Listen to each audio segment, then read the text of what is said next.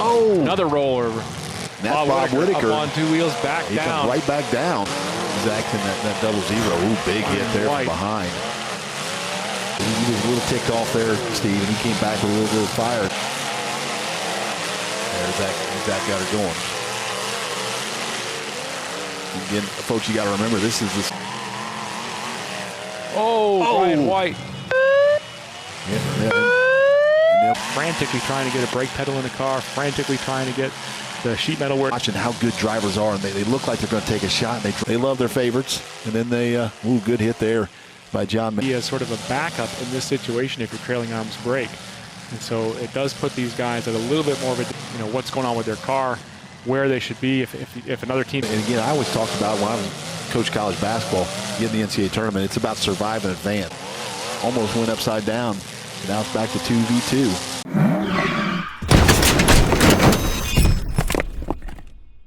5, 4, 3, 2, 1. Let them go, drivers. Let them go. Green flag. And you called it, Steve. We'll see right here out of the chute who wants to go hungry in a hurry and see if Bubba is that guy or if Bubba can listen to his boys. Yeah, there's no guarantees. He likes to go his own way. And that's his prerogative as dad, Yeah, usually when you see that, usually dad's the wise sage and the sons are the hammer. It's kind of, they flip that script in the Eaton family. Hard shot there on the double zero. The 86 Bob Whittaker working on that passenger front wheel. Knowing that you got to work these wagons. Bob is no stranger to a wagon. We were surprised to see him in a sedan here for this event. But sometimes he's just got one of those uncanny abilities to see the future.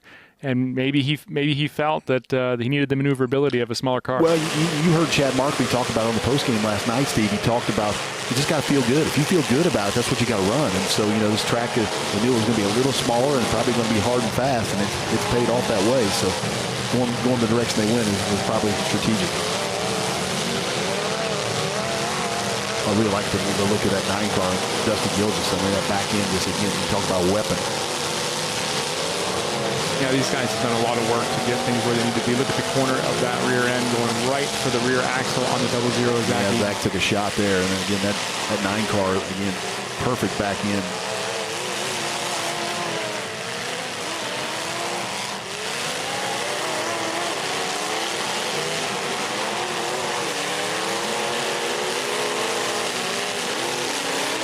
Those of you who are watching at home, I mean, lots of times you see that there's a little feeling out. When you go 4v4 in these team events, it's pretty much go from the jump, and that's what we love, especially big-time drivers, big-time builds.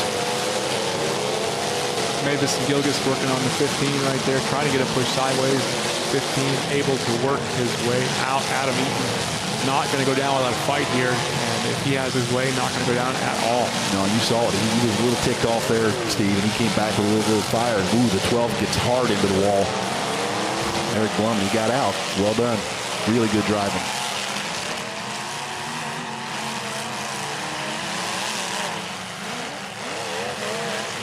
And you've seen team events long enough, Steve, that lots of times when you give one, all of a sudden here it comes. You better be on the defensive. You've got to keep your head on a swivel because a lot of times these guys, like I said, it is a chess match, and that includes thinking 2 or 3 steps ahead. These guys will look for you to come for them, and so their teammate can, take advantage of you taking the bait. Yeah, and that's the beauty of again, we talked about that team atmosphere last night. It seemed like the really good teams that folks you knew were on the same page. When somebody got hung out, they weren't hung up for long. They had guys getting head on swivel that found their teammates and got them loose. Bubba Eaton in trouble in the 14, sitting on the left-hand side just off the screen right now, trying to get that car refired. He's working inside the cockpit, trying to figure out what has gone wrong. And as you join us tonight, you know that they've got a minute to stay in it. They got to hit somebody in a minute. So you'll see the track crew in the yellow shirts. They'll be letting them know they're on the clock. And I'm sure that Zach is probably there and actually 6 down. Yep. Bubba decided to break it. So hopefully the boys can carry the load for him.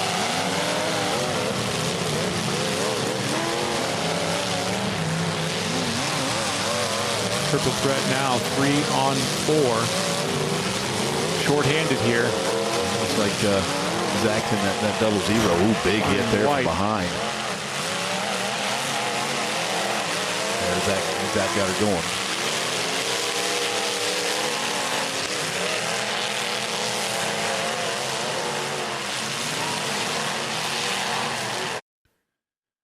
I mean, you couldn't have started this show, Steve, with much better. These two teams outstanding, know each other well, and again, a lot of respect. But boy, there's some laying some wood out there. Oh yeah, guys are throwing down. Brian White just sending the nose skyward on the 121.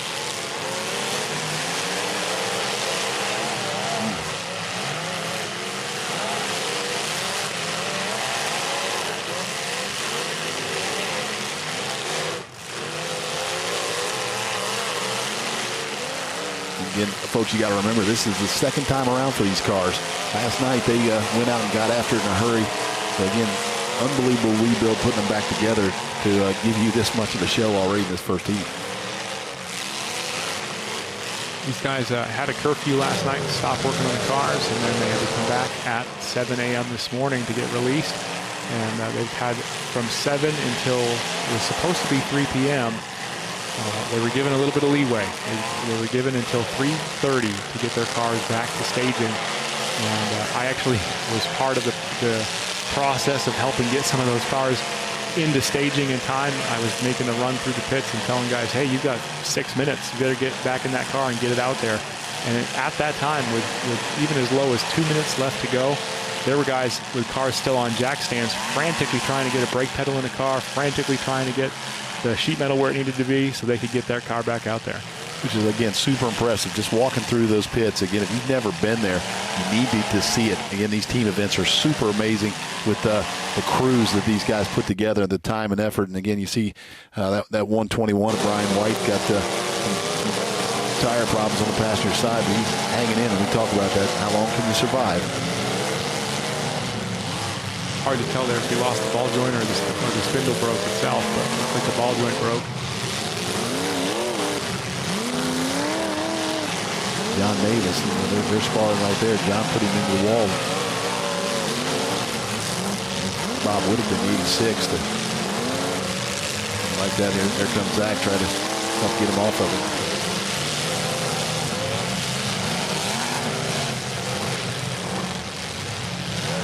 Zach and Adam side by side here, trying to reassess the situation, regroup, reattack. Again, losing Dad early at 14 of Bubba Eaton. So again, it's been 4 on 3, and put yourself in a hole. It's hard to sometimes to get out of that, but these guys are fighting like crazy.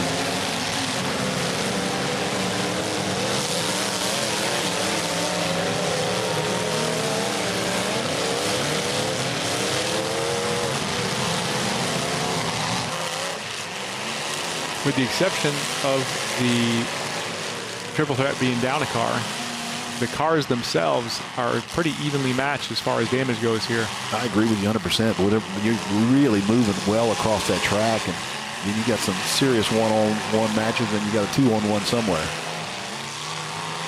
Adam Eaton in 15 stalled right now, working inside that cockpit, trying to get it to refire. You can almost hear him talking to the car.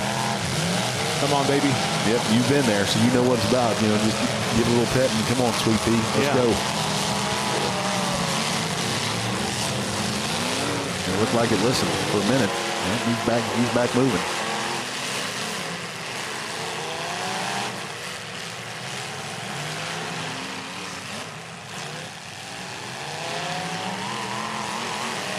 Oh, Brian White. GoDriversLet'em.tv gives you, and you'll see replays as well. They're big time production of 8++. Again, well done by everybody down there on the track. Sometimes you at home almost feel like you're right in the middle of the action because these guys are right there. You're on top of it. When I do my promos and stuff, I like to say that we bring you the action to the comfort of your couch. Absolutely. You will see it at least once tonight. Somebody will jump off that wall in a hurry, so you'll feel the pain just like they do. Getting the heck out of the way. Happened a couple times last night.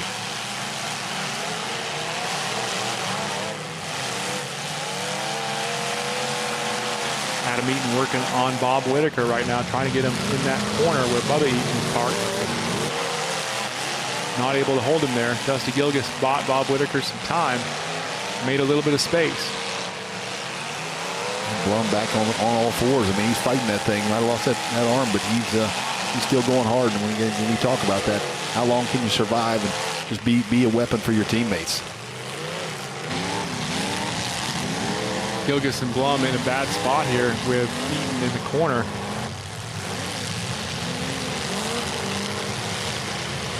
Have to wonder. I've seen stranger things happen, Jeff. I have to wonder if maybe they're going to sacrifice Blum and use him as a blocker and park the 15. And you could do that. Again, it just eliminates one. Now it becomes 3-on-2 instead of 4-on-3.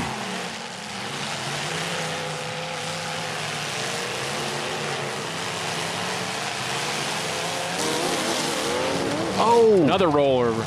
That's Bob Whittaker. Up on two wheels, back He down. comes right back down. Will that count as a rollover? That's a good question. They did not have to stop the event. It doesn't, as long as they don't have to help him back in. That's I heard him talking about it. So if no one has to help him, that doesn't count as a rollover.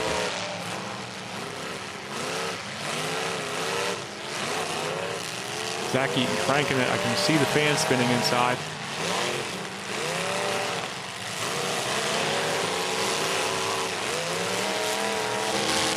Bob got her going, so the wily vet goes up almost upside down, but now he's back in that 86 car. John Mavis, haven't talked much about him, but he has been a force out here.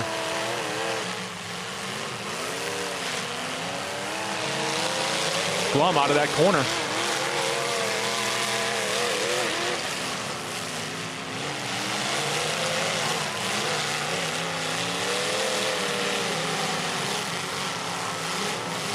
Great battle here between these two teams.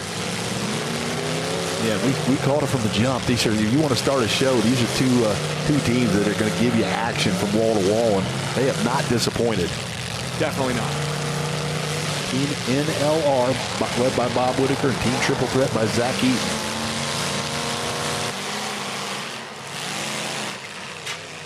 Bob's got a little more wily vet about him. Zach's still got some of that young gun. He's getting in that middle, but he's still a young gun. Red flag. Another red flag, so we'll see what we're stopping for. Flag. Gilgis has been working that car, the number 9, trying to get it refired here during the red flag. Saw him kind of going to a backup there, twisting some wires. So Dusty will be on the clock once we went back to green, so even though he wasn't moving. And the 5X over there. That's John Mavis. Yeah, great job there. Again, that's what teamwork's all about, Steve. When you talked about it, Bob Whittaker, the captain, goes over and gets Dusty unhooked. Mavis, yes. They all blend together. Yeah, John, how about there? Dusty, John. They're partners. Again, that's great teamwork. I mean, Bob Whittaker, head on a swivel, saw one of his partners stuck in a rut, got him out. Kind of sneaky good guy in this has been Brian White, Steve. I mean, in that 121 car, he's a little bit rough up in that front end, but he's been very solid in this heat. Oh, for sure. He's making his presence known. We saw him be a part of that rollover. And even though he lost that upper ball joint, he's been lucky enough at the lower stage, so when he's been able to move, the wheel flips back up and works as if it was still in good shape. Yeah, and I think Dusty Gilge is about ready to run out of time here in that 9. Sure, he's on the clock. And stick was down. Yep, okay, so there you go. So now you're 3v3, so Triple Threat trims one away and gets back to even.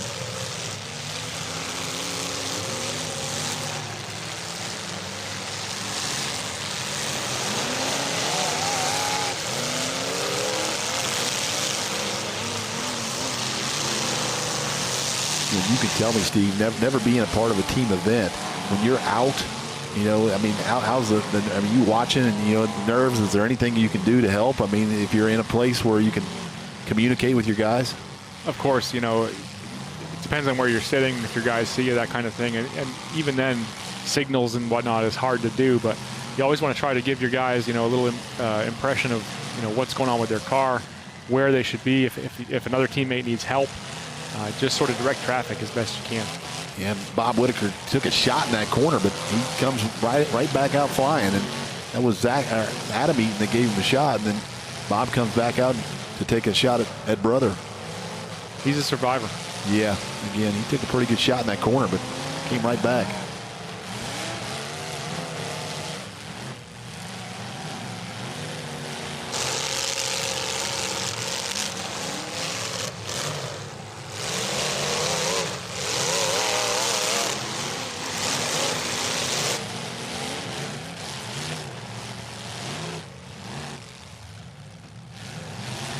Competition like this, we're looking at 4 days of action here.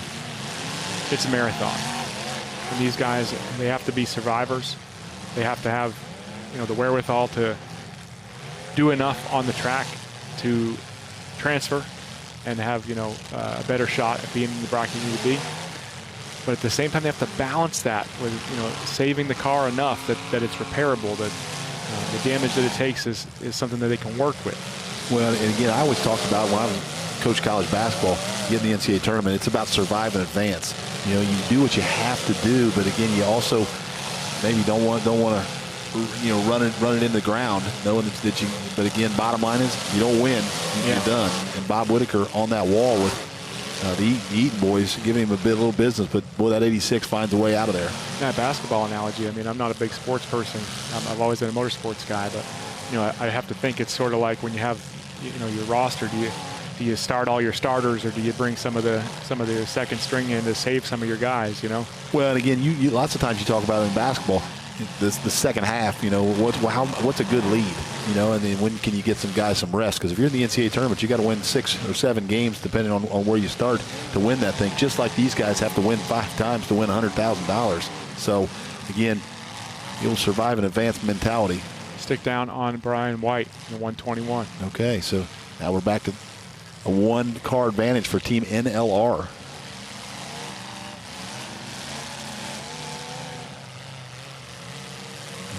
And right back it goes. Eric Blum in the 12.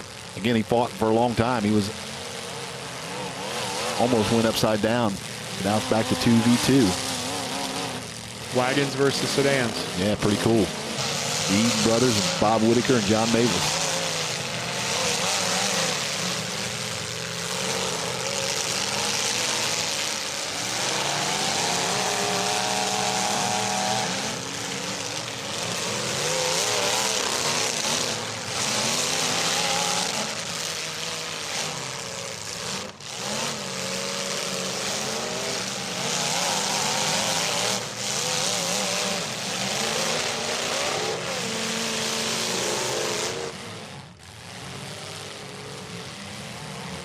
Yeah, we as they go down to 2v2, we didn't really talk about it. This heat sponsored by Driven Racing Oil and Gary Shoemaker LLC.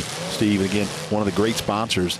www.GaryShoemaker.com. And again, they have all kinds of racing products, racing oil, efficiency, affordability, customer service, and they're looking for drivers as well. So, if you want to go over the road, local, short haul, 419-836-6677. Driven Racing Oil, Gary Shoemaker LLC, sponsor of this Pro Lite Division heat. It's number 7. It's number 1 on tonight's night. It continues not to disappoint either, Steve. I tell you what, you're down to 2v2, and you're getting a show right now. You got this is as good as Zach Eaton is having a really nice heat, and boy, I tell you what, I'm super impressed. I've always have been, but tonight. Again, you love that 86. Bob Whittaker, the wily vet, just can't be trapped, and it just seems like he's always got something left. Yeah, it takes a lot to be able to get him into a bad position. It's rare that you'll catch him sleeping or making a mistake. But I am starting to see the front of that car raise up here a little bit. Now those cars, they've got a lot of plates.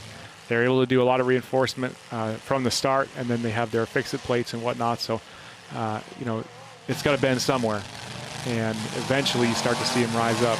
This one's starting to go, looks like, under the firewall just a little bit. Yeah, and Bob took a shot there, and that passenger front tire from Adam Eaton. And That's the thing that I've noticed over my short time in this sport, Steve, is watching how good drivers are, and they look like they're going to take a shot, and they drive right out of it. And that's again, Bob does that a lot. Mavis just being patient here. He has the pressure on him from the 15 of Adam Eaton, and Adam pushed him back up into the berm where Mavis could have dug himself a hole. I am seeing his rear end shifting in that 5X machine. The trailing arm is loose or broken, and he's just being patient. He can feel that stuff happening. He's got the wherewithal to know to not horse on the car. Don't be too aggressive. Don't dig yourself a hole or do more damage. Well, and you remember John Mavis was the one that he dug a hole already, and what got out, Bob Whittaker got him loose a lot earlier in this heat. So it's well said by you. Zach Eaton about ready to lose a tire. Actually, it's Adam. My fault. That'll be very detrimental to that wagon if that rubber falls off. Just from a height standpoint, these cars already just bent and starting to belly in different places. They're sitting pretty low, and if you get into one of these ruts, it can be a real problem.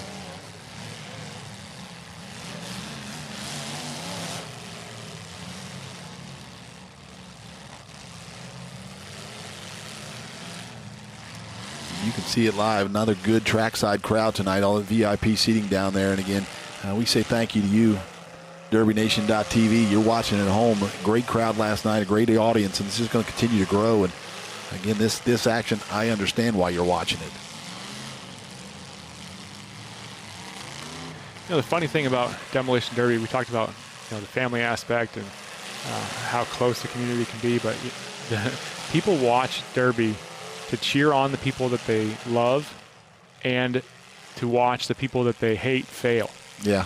Again, there's a lot of similarities. We're talking motorsports, but this is combat. But to NASCAR, you just see it all the time. That we talked about Kyle Busch last night, and that there's a lot of people that love to see Kyle Busch fail.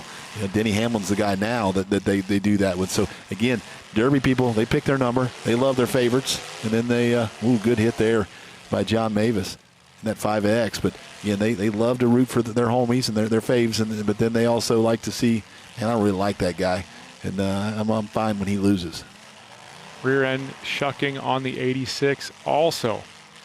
Both Whittaker and Mavis now having to kind of back down on the pressure a little bit and try to protect their assets. And you see the Eaton brothers kind of playing 2-on-1 on Bob Whittaker. John Mavis trying to get involved here to get him off of his partner.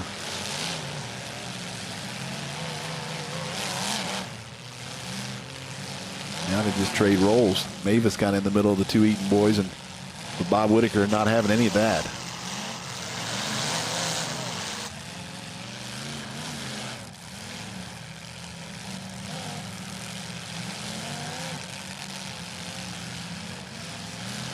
These rear ends have bracing, and they're allowed to be, supported in a certain way up to a certain measurement. But one thing that I've heard from watching the inspection process and seeing drivers have to make changes is that what they call hump chains, rear end chains, were not allowed. A lot of guys sort of rely on those as part of their build, not just to lock a suspension height, but to be as sort of a backup in this situation if your trailing arms break. And so it does put these guys at a little bit more of a disadvantage not having that to fall back on.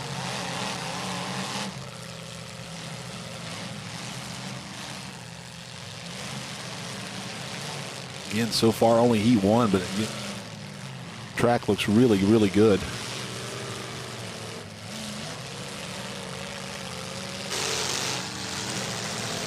Great camera angle there, guys. Getting a look at that back end.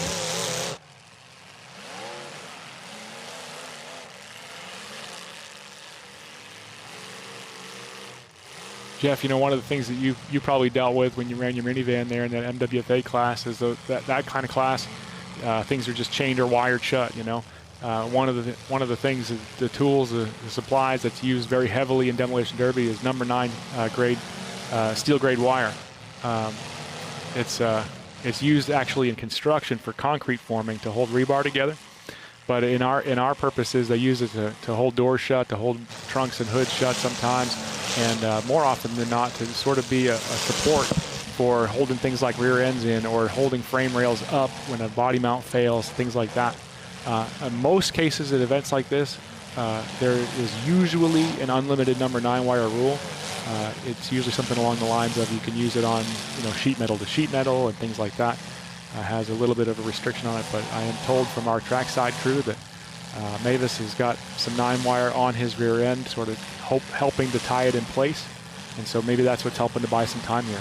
Yeah, and again, I've seen some of the biggest rolls of 9-wire. Again, the 9-wire manufacturers love Demolition Derby, especially in these big cars, and you are right. I mean, we 9-wire the doors shut and those kind of things, but you see it big time in some of these big cars, especially as they go and continue. Again, when you're going to see the second round, the third round, you continue to move, that 9-wire is a huge component to keeping those cars together.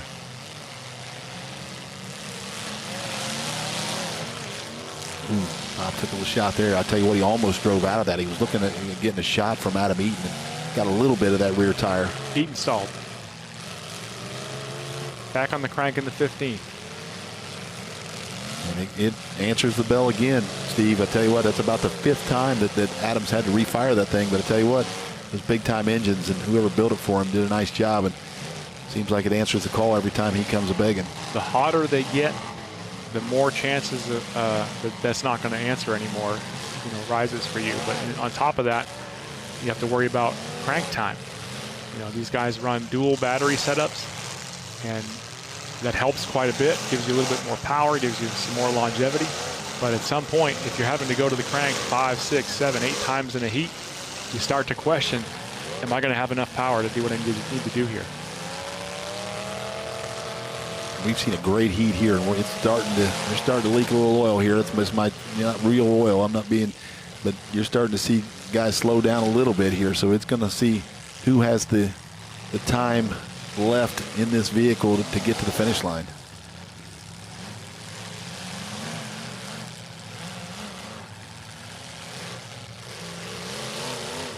Not diminishing the efforts of either of these teams. At this point, my opinion, no matter which team wins, they're both in bad shape. It's going to be a hard battle for the next round for whoever wins this. Well, and that's well said. And both of them will have to come back if they want to, because one will go to the B bracket and one will stay moving in the A. But again, that's well said, Steve, because again, these guys have put on a war. It's been it'll be battle of attrition here. Who survives and advances, like we talked about.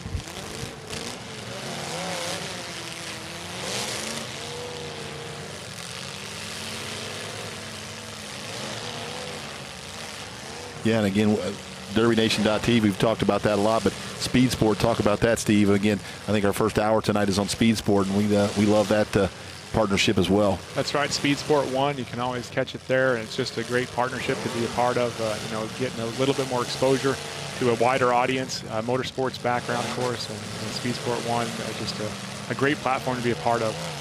Yeah, and actually, if you're watching us on Speed Sport, just so you know, we moved the brackets around a little bit so that you could see some of the really good action. And again, we didn't disappoint you. This first heat has been fantastic. But again, you're going to see some of the bigger cars that come out of the A bracket tonight in our time that we spend with you on Speed Sport. Adam Eaton on the crank once again. Got it to go another time. I apologize. That was Zach that time. I misread the signs. Zach's on the crank. Lots of black smoke coming out.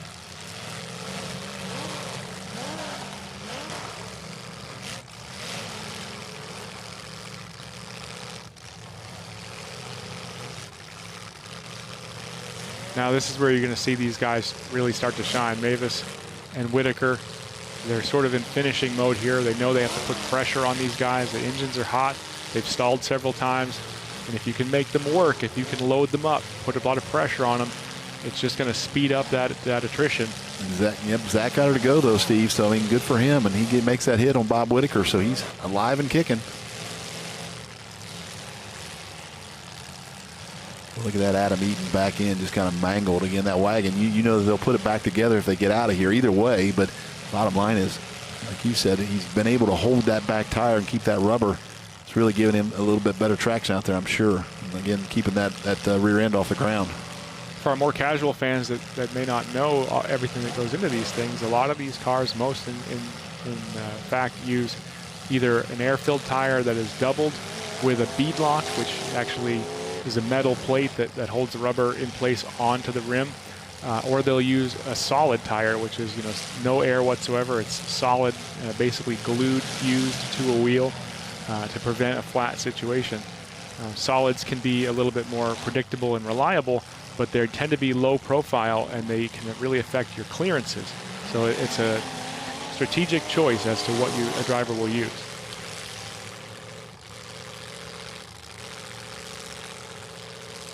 Would you say that's more preference, or would you say that's what car you're driving? Would you say that depends on what the track is? What would you say makes that call for you, Steve? It's actually some of all of that, Jeff. Certain cars will do better at certain ride heights, and the track surface is going to be a real key factor in what tires you want to use. And Bob Whittaker in a good spot right now. We talked about last night, real estate. What's your real estate? And right now the 86 car is in a good place. He's kind of doing the most damage, even though John Mavis is kind of trapped in as well, but his partner's in the right place where he's in the driver's seat. Bob starting to show some telltale signs of issues with that front suspension, that driver's front wheel leaning outwards as he turned. Well done by the Eaton boys to get it moving and get out of there.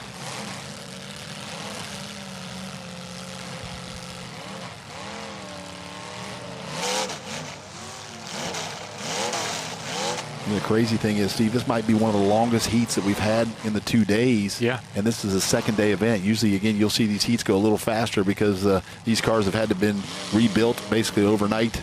And so, again, that just tells you the class of these drivers and the class of these builds that they put back together, if you will. Mm-hmm. And it's not the pace. I mean, these guys are pushing a pace here that it has not been slow. Agree. And they're making quality hits here. It's really just the caliber of their builds and the skill of the drivers. And Bob Whittaker in that 86 back in kind of, I call it the catbird seat right now. I think he's Adam Eaton. Smoke rolling out of that 15. Coming out of the center of the car there, could be transmission. Zach looked frustrated too in that 00. I think he may have transmission issues also. He seemed to be asking if his wheels were turning. Yep, there you go. Adam got his going. Now can Zach follow suit in the 00? He's on the clock right now, so trying to get that 00 wagon to fire. Again, we got a good look from camera angle. He looked frustrated, so again, I'm sure his time's running short. Whittaker and Mavis circling like sharks in the water. Yeah, and again, Adam, he's Stick on down. borrowed time too, so he breaks it off. So it might do it. I don't know if Zach's dropped the stick yet or not. Helmets are coming off, so I think the drivers have considered it done. Yep, and they've done it. So congratulations. Well, Bob, we're back here again. You made it through another heat tonight. That one was a little tougher. Yeah, when it got down to those last 4 cars, you guys, all 4 of you, had to really work for it out there. Sure did. I wish I had a wagon then. Yeah, those wagons were definitely hard to beat. All 4 drivers out there were working real hard trying to get each other out. I could tell by how hard you're breathing and sweating. It was a battle out there. Thank you.